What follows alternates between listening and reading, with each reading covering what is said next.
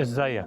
عامل ايه؟ يا رب تكون بخير ويا رب تكون نفسيتك في احسن حالاتك. الفيديو دوت هتكلم فيه عن الحاجة ديت انا مريت بيها وكانت صعبة. يعني انا هتكلم الفيديو دوت عن تجربتي مع الموت. يعني انا مريت الفترة ديت كانت صعبة جدا، والفترة ديت خلتني اللي هو يعني أشوف الدنيا على حقيقتها، ودوت اللي أنا هتكلم عليه في الفيديو دوت. أنا الحمد لله شخص بتقي ربنا في نفسي وفي غيري وفي كل حاجة بعملها، شايف ربنا قصادي على طول، ولا بضرب حاجة ولا بحط مناخيري في حاجة ولا بشرب حاجة ولا أي حاجة، الحمد لله. يعني كصحة الحمد لله الصحة موجودة وصحي وزي الفل ومفيش أي حاجة. في اليوم دوت جه عليا، والحمد لله إنه جه، عشان يعني بدون اليوم دوت ما كنتش هشوف حاجات كتير جدا على حقيقتها. اليوم دوت أنا حسيت فيه إن أنا تعبان ومش قادر أتحرك، مش قادر أعمل أي حاجة. تعبت تعب غير طبيعي، عمري ما حسيت بالتعب دوت قبل كده، بس عافرت وعانيت. أنا يعني ممكن تقول عليا عنيد لأقصى درجة، حتى التعب عنده. أي واحد بيتعب بينزل يكشف، بيروح لدكتور مش عارف إيه، بس هنا عشان تكشف أو تروح لدكتور أو أي حاجة محتاج مواعيد قبلها، ومحتاج. الدنيا مش سهلة زي في مصر. أنا رغم تعبي ده كله ركبت العربية ورحت رايح على المستشفى. وصلت المستشفى وهناك حرفيا في المستشفى وقعت من طولي، أغمى عليا بعد ما وصلت المستشفى.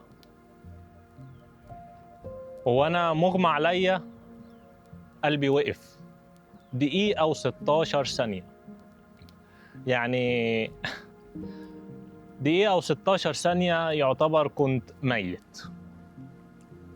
الدقيقة و16 ثانية دولت ما حسيتش فيهم بأي حاجة، يعني ما حسيتش فيهم بأي حاجة.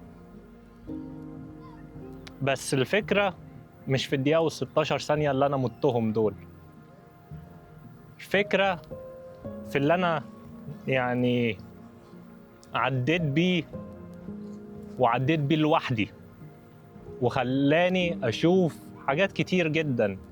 يعني الفيديو دوت برضو ناس كتير قوي هتتفاجئ منه، لأن الموضوع دوت محدش يعرفه، يمكن محدش يعرفه أصلا غير شخص واحد بس. الفكرة مش في اللي حصل لي أو اللي أنا يعني مريت بيه، أو إن حد يعرف أو ما يعرفش.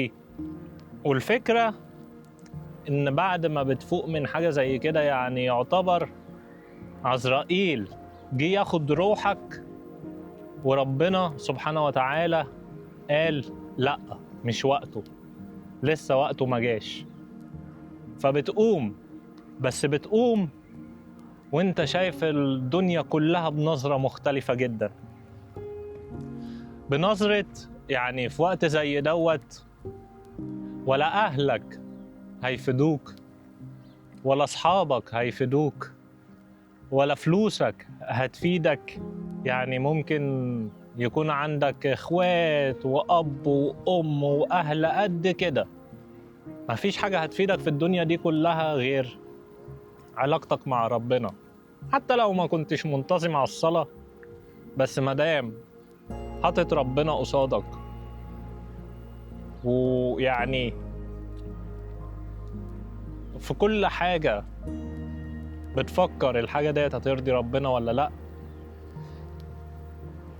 انت تمام وربنا بيحبك.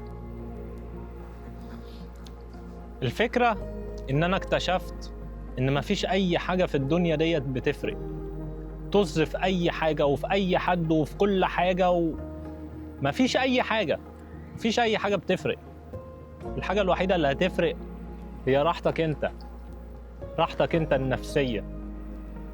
طول ما انت مرتاح وراضي ضميرك وراضي ربنا وبتتقي ربنا في نفسك وبتتقي ربنا في اللي حواليك ايا كانوا مين،